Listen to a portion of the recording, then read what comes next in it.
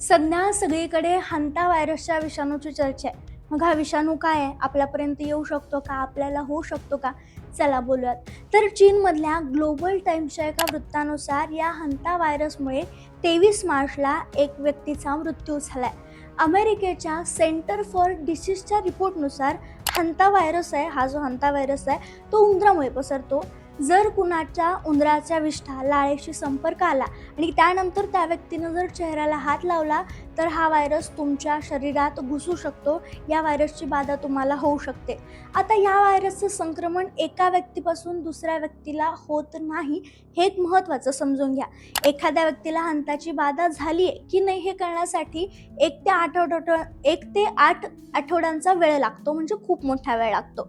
आणि हंताची बाधा झालेली व्यक्ती अतिगंभीर झाली असेल तर त्या व्यक्तीच्या फुफ्फुसामध्ये पाणी भरून श्वास घेण्यासाठी त्या व्यक्तीला त्रास सहन करावा लागतो. आता हा भारतात किंवा महाराष्ट्रात होऊ शकतो का?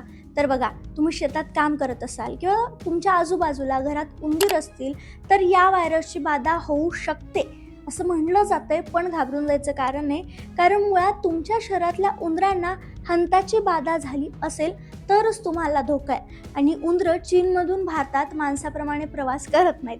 त्यामुळे सध्या काही टेन्शन घेऊ नका. तुम्हाला या व्हायरसची काही लक्षणं किंवा काही होणार नाही आहे, पण अशी लक्षणं दिसल्यानंतर घाबरून जाऊ नका.